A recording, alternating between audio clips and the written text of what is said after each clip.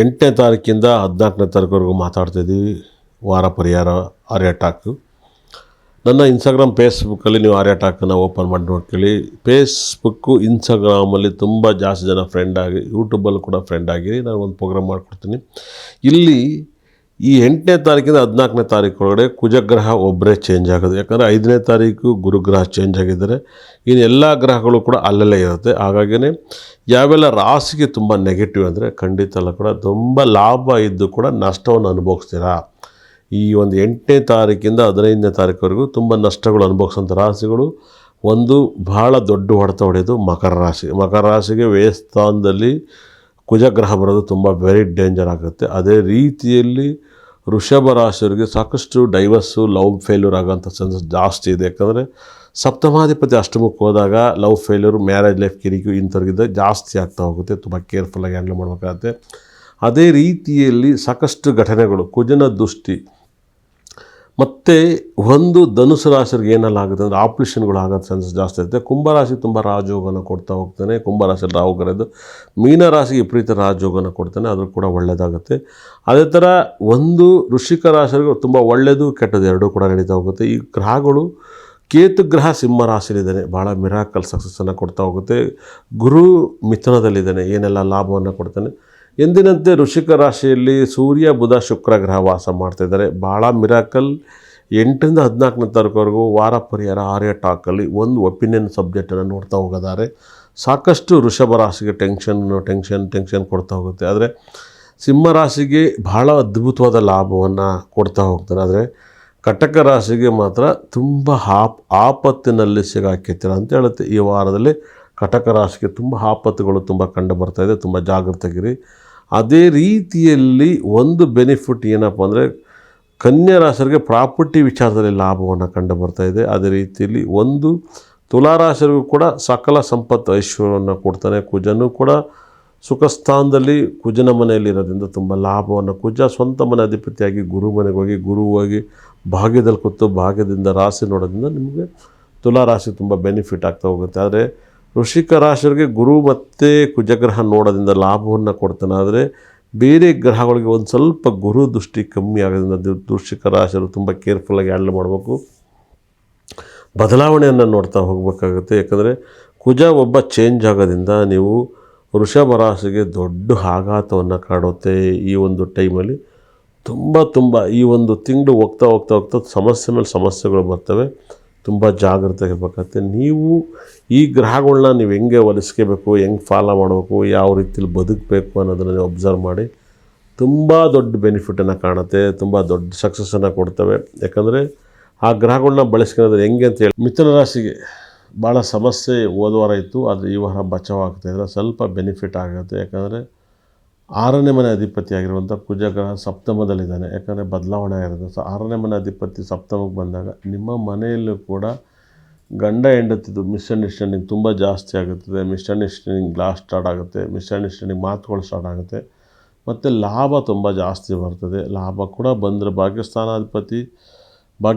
ಲಾಭಸ್ಥಾನ 11ನೇ ಮನೆ ಅಧಿಪತಿ ಸಪ್ತಮಕ್ಕೆ ಬಂದರೆ ದುಡ್ಡು ಕಾಸೆಲ್ಲ ಬರ್ತದೆ. ಹಾಗಾಗಿ ಕುಜ ಚೇಂಜ್ ಆಗಿರೋದ್ರಿಂದ ಈ ವಾರದಲ್ಲಿ ಗುರು ದೃಷ್ಟಿ ಬೀಳೋದ್ರಿಂದ ಅಷ್ಟೊಂದೇನು ಆಗಲ್ಲ. ಆದರೂ ಕೂಡ ನೀವೆಲ್ಲೋ ಒಂದು ಕಡೆ ಜಗಳದಿಂದ ನಿಮ್ಮ ಪ್ರಾಬ್ಲಮನ್ನು ಸಿಗಾಕಿದ್ರೆ ಜಗಳವನ್ನು ಕಂಟ್ರೋಲ್ ಮಾಡಿದಷ್ಟು ನಿಮಗೆ ಜಗಳಗಳು ಮಾಡದೇ ಇದ್ದರೆ ತುಂಬ ಒಳ್ಳೆಯದಾಗುತ್ತೆ.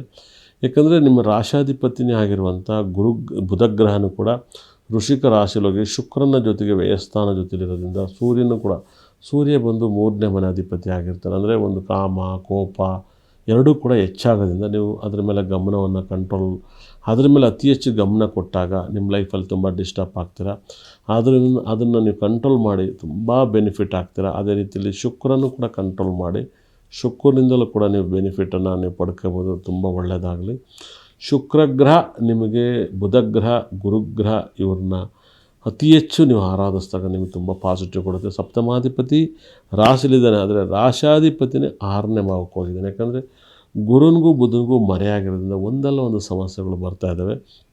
ನೀವು ಮಿಥುನ ರಾಶಿಯವರಿಗೆ ಸುಮ್ಮನೆ ಕಾಣದಲ್ಲೇ ಜಗಳಗಳು, ಕಿರಿಕುಗಳು ಆಗುತ್ತೆ. ಆಗದರ ರೀತಿಯಲ್ಲಿ ನೋಡ್ಕೊಳ್ಳಿ, ತುಂಬ ಪಾಸಿಟಿವ್ನ ಮಾಡ್ಕೊಳ್ಳಿ, ತುಂಬ ಒಳ್ಳೆಯದಾಗಲಿ. ಯಾಕಂದರೆ ಸಾಕಷ್ಟು ಪಾಸಿಟಿವ್ನ ದುಃಖಗಳನ್ನ ಎರಡೂ ನೋಡೋದ್ರಿಂದ ನಿಮಗೆ ಪ್ರಾಬ್ಲಮ್ ಸಿಗಾಕಬೇಡಿ. ಯಾಕಂದರೆ ಬರುವಂಥ ಕಷ್ಟದಲ್ಲಿ ನೀವು ಧೈರ್ಯವನ್ನು ತಗೊಳ್ಳಿ. ನೀವೇನಾದ್ರು ತಿರುಪತಿಯನ್ನು ದರ್ಶನ ಮಾಡಿದಾಗ ಗುರುವಾರ ದಿವಸ ನಿಮಗೆ ಈ ಒಂದು ದೋಷ ಹೋಗುತ್ತೆ 100%. ಗುರುವಾರ ದಿವಸ ನೀವು ತಿರುಪತಿಯನ್ನು ದರ್ಶನ ಮಾಡಿದಾಗ, ಯಾವುದಾದ್ರು ನಿಮ್ಮ ಊರಲ್ಲಿ ತಿರುಪತಿ ದೇವಸ್ಥಾನ ಇದ್ದಾಗ ಗುರುವಾರ ದಿವಸ ನೀವು ತಿರುಪತಿಗೆ ಒಂದು ಹೂವು ಹಾಕಿ, ಒಂದು ತುಳಸಿ ಹಾಕಿ ಪೂಜೆ ಮಾಡಿ. ನಿಮ್ಮನೆ ಫೋಟೋ ಇಲ್ಲ ನಿಮ್ಮನೆ ದೇವರಿಗೆ ಗುರುವಾರ ದಿವಸ ನೀವು ಆರಾಧಿಸಿದಾಗ ನಿಮಗೆ ಬರುವಂಥ ಕಷ್ಟಗಳು ಕ್ಲಿಯರ್ ಆಗುತ್ತೆ. ಮತ್ತು 8ನೇ ಮನೆ ಅಧಿಪತಿ 9ನೇ ಮನೆ ಅಧಿಪತಿ ವ್ಯಯಸ್ಥಾನದಲ್ಲಿ ಹೋಗಿದ್ದಾನೆ. ಅದನ್ನು ನೀವು ತುಂಬ ಕೇರ್ಫುಲ್ಲಾಗಿ ಹ್ಯಾಂಡಲ್ ಮಾಡ್ಕೊಳ್ಳಿ. 8ನೇ ಮನೆ ಅಧಿಪತಿ 9ನೇ ಮನೆ ಅಧಿಪತಿ ವ್ಯಯಸ್ಥಾನದಲ್ಲಿರೋದ್ರಿಂದ 10ನೇ ಮನೆಯಲ್ಲಿ ಶನಿಗ್ರಹದಿಂದ ನಿಮ್ಗೆ ತುಂಬ ಇಂಪ್ರೂವ್ಮೆಂಟ್ ಆಗಬೇಕು ಅಂದರೆ ನೀವು ನಿಮ್ಮ ಲೈಫಲ್ಲಿ ಗುರುವಾರ ದಿನ ಅತಿ ಹೆಚ್ಚು ಮಡಿಯಾಗಿರಿ. 2 ಟೈಮ್ ಸ್ನಾನ ಮಾಡಿ, ತುಂಬ ಒಳ್ಳೆಯದಾಗುತ್ತೆ. ಅತಿ ಹೆಚ್ಚು ಬೆನಿಫಿಟನ್ನು ಕಾಣ್ತೀರ. ತುಂಬ ಒಳ್ಳೆಯ ಶುಭಫಲವನ್ನು ಕೊಡೋದ್ರಿಂದ ನಿಮ್ಮ ಕಷ್ಟದಿಂದ ನೀವು 100% ಪಾರಾಗ್ತೀರ ಅಂತ ಹೇಳ್ತದೆ. ಜಗಳ ಬಂದಿಲ್ಲ ಅಂದರೂ ಸಾಕು, ನಿಮ್ಮ ಮನೆ ಮನಸ್ತಾಪಗಳು ಎರಡೂ ಕೂಡ ಚೆನ್ನಾಗಿದ್ದರೆ ಆರೋಗ್ಯ ಅಭಿವೃದ್ಧಿ ಆಗುತ್ತೆ. ಆರೋಗ್ಯ ಚೆನ್ನಾಗಿದ್ದರೆ ಸಾಕು, ನಿಮ್ಮ ಮನಸ್ಸು ಚೆನ್ನಾಗಿರ್ತದೆ. ನಿಮ್ಮ ಲೈಫಲ್ಲಿ ಊಹೆ ಕೂಡ ಮಾಡೋಕ್ಕಾಗಲ್ಲ ಅಂಥ ಒಂದು ದೊಡ್ಡ ಸಕ್ಸಸ್ ಫಲವನ್ನು ನೀವು ಕಾಣ್ಬೋದು. ತುಂಬ ಇಂಪ್ರೂವ್ಮೆಂಟ್ ಆಗ್ತೀರಾ. ತುಂಬ ಒಳ್ಳೆಯದಾಗಲಿ. ದೇವ್ರು ನಿಮ್ಗೆ ತುಂಬ ಚೆನ್ನಾಗಿಟ್ಟಿರಲಿ. ಈ ವಾರದಲ್ಲಿ 8ನೇ ತಾರೀಕಿಂದ 14ನೇ ತಾರೀಕು 8 ಅಂದರೆ ಶನಿ, 14 ಅಂದರೆ ಬುಧ. ಈ ಬುಧನ ಮತ್ತು ಶನಿ ಕಾಂಬಿನೇಷನ್ನಲ್ಲಿ ಈ ಒಂದು ವಾರದಲ್ಲಿ ನಡೆಯುವಂಥ ಗ್ರಹಗಳು ಒಂದು ಮೋಜು ಮಸ್ತುಗಳು ಯೋಗಗಳು ಹೇಗಿದೆ ಅಂದರೆ, ಕುಜಗ್ರಹ ಚೇಂಜ್ ಆಗಿದ್ದಾನೆ. ಗುರುಗ್ರಹ ಮುಂಚೆಲ್ಲ 5ನೇ ತಾರೀಕು ಚೇಂಜ್ ಆಗಿದ್ದಾನೆ. ಕುಜ ಮತ್ತು ಗುರುಗ್ರಹ ನೋಡೋದ್ರಿಂದ ಏನೆಲ್ಲ ಲಾಭ ಕೊಡುತ್ತೆ, ಯಾವೆಲ್ಲ ರಾಶಿಗೆ ಅದು ಒಂದು ದೊಡ್ಡ ಪಾಯಿಂಟ್ಸು.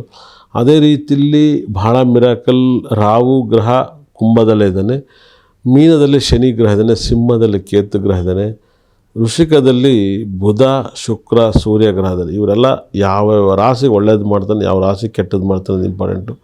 ಈ ವಾರ ಹೆದರ್ಬೇಕಾದಂಥ ರಾಶಿ ಒಂದು ವೃಷಭ ರಾಶಿ ಮತ್ತು ಮಕರ ರಾಶಿಯವರು ಹೆದರ್ಬೇಕಾಗುತ್ತೆ. ಮೇಷರಾಶಿಯವ್ರಿಗೆ ಟೈಮ್ ತುಂಬ ಚೆನ್ನಾಗಾಗುತ್ತೆ. ಅಷ್ಟಮದಲ್ಲಿ ಅಷ್ಟು ಗ್ರಹ ಇದ್ದರೂ ಕೂಡ ಫಲಗಳ ಮೇಲೆ ಫಲ ಕೊಡ್ತಾನೆ. ಕಟಕ ರಾಶಿಯವರು ನೀವು ತುಂಬ ಭಯಭೀತರಾಗಬೇಕು ಅಂತ ಹೇಳುತ್ತದೆ. ಅದೇ ರೀತಿಯಲ್ಲಿ ಮೀನ ರಾಶಿಗೆ ನೀವು ಕರೆಕ್ಟಾಗಿದ್ದರೆ ತುಂಬ ಬಂಪರ್ ಬೆಳೆ ಬರುತ್ತೆ, ಬಂಪರ್ ಯೋಗ ಬರುತ್ತದೆ. ಯಾಕಂದರೆ ತುಂಬ ದೊಡ್ಡ ಯೋಗವನ್ನು ಕೊಡೋ ಗ್ರಹಗಳೇ ಅವಾಗಿರ್ತವೆ. ನಿಮ್ಮ ಮನೆಯಲ್ಲಿ ಯೋಗ ಬರಬೇಕಂದ್ರೆ ಎಲ್ಲರಿಗೂ ಹೇಳ್ತಾಯಿದ್ದೀನಿ ಕೇಳಿ, ಒಂದು ನೆಗೆಟಿವ್ ದೋಷನ್ನು ನಿವೃತ್ತಿ ಮಾಡಬೇಕಾದ್ರೆ ಒಂದು ಗ್ಲಾಸಿಂದ ಒಂದು ಗ್ಲಾಸ್ ಹಿಂಗೆ ಅಳವಡಿಸಿ ತುಂಬ ದೊಡ್ಡ ಪಾಸಿಟಿವ್ ರಿಸಲ್ಟ್ ಬರ್ತದೆ. ಈ ಥರ ಕನ್ನಡಿ ಇಟ್ಟಿದಾಗ ನಿಮ್ಮ ಮನೆಯನ್ನು ಅದೇ ನೋಡಿದರೆ ನೆಗೆಟಿವ್ ದೋಷ ಹೋಗುತ್ತೆ. ಇದು ಪಾಸಿಟಿವ್, ಭಾಳ ದೊಡ್ಡ ಸಕ್ಸಸ್, ದೊಡ್ಡ ನೇಮ್, ದೊಡ್ಡ ಕೀರ್ತಿ, ದೊಡ್ಡ ವೈಬ್ರೇಷನ್ ಬರ್ತದೆ, ತುಂಬ ದೊಡ್ಡ ಸಕ್ಸಸ್ಸನ್ನು ಕೊಡುತ್ತದೆ. ಇದು ನಿಮ್ಮ ಲೈಫಲ್ಲಿ ಊಹೆ ಕೂಡ ಮಾಡೋಕ್ಕೆ ಸಾಧ್ಯ ಇರಲ್ಲ. ಅಂಥ ಒಂದು ಫಲವನ್ನು ಕೊಡ್ತಾನೆ, ಅಂಥ ಯೋಗವನ್ನು ಕೊಡ್ತಾನೆ ಗ್ರಹಗಳಲ್ಲಿ ನಿಮ್ಮ ಲೈಫಲ್ಲಿ. ಈ ವಾರ ದಯವಿಟ್ಟು ಹೇಳ್ತಾಯಿದ್ದೀನಿ, ದಯವಿಟ್ಟು ಇನ್ನು ಮುಂದೆ ಬ್ಲಾಕನ್ನು ಅವಾಯ್ಡ್ ಮಾಡಿ. ಮುಂದಿನ ವರ್ಷದ ವೆರಿ ಡೇಂಜರ್ ನಂಬರೇ ಬ್ಲಾಕು, ಮುಂದಿನ ವರ್ಷ ವೆರಿ ಡೇಂಜರ್ ನಂಬರೇ ಬ್ಲೂ, ಲೈಟ್ ಆರೆಂಜ್. ಈ 3 ಬಣ್ಣ ಭಯಂಕರ ಡೇಂಜರು. ಎಷ್ಟು ಅವಾಯ್ಡ್ ಮಾಡ್ತೀರೋ ಅಷ್ಟು ಒಳ್ಳೆಯದು. ನಿಮಗೆ ರಿಕ್ವೆಸ್ಟ್ ಮಾಡಿ ಕೇಳ್ತಾಯಿದ್ದೀನಿ, ನೀವು ಅವಾಯ್ಡ್ ಮಾಡೋಕ್ಕೆ ಸ್ಟಾರ್ಟ್ ಮಾಡಿ, ಪಾಸಿಟಿವ್ ಜಾಸ್ತಿ ಆಗುತ್ತದೆ. ನೀವು ಸಖತ್ ಯೂಸ್ ಮಾಡ್ಬೇಕಾದ್ರೆ ಬಣ್ಣ ಯೆಲ್ಲೋ ಕಲರ್ ಯೂಸ್ ಮಾಡಿ. ಯಾವೆಲ್ಲ ರಾಶಿ ಆಗಿದ್ರು ಯೋಗದ ಮೇಲೆ ಯೋಗ ತಂದು ಕೊಡುತ್ತದೆ. ಗ್ರಹಗಳನ್ನ ಇಷ್ಟಪಡಿ, ತುಂಬ ಒಳ್ಳೆಯದಾಗುತ್ತೆ. ಒಂದು ನಿಮ್ಮ ಲೈಫನ್ನು ಭಗವಂತ ಕಾಪಾಡ್ತಾನೆ. ನಿಮ್ಮ ಗ್ರಹಗಳನ್ನು ನೀವು ಕಾಪಾಡ್ಕೊಳ್ಳಿ, ನಿಮ್ಮನ್ನು ಗ್ರಹಗಳು ಕಾಪಾಡ್ತವೆ. ದ್ವೇಷ ಯಾರಿಗೂ ಬರಲ್ಲ, ಎಲ್ಲರಿಗೂ ಒಳ್ಳೆಯದಾಗುತ್ತೆ.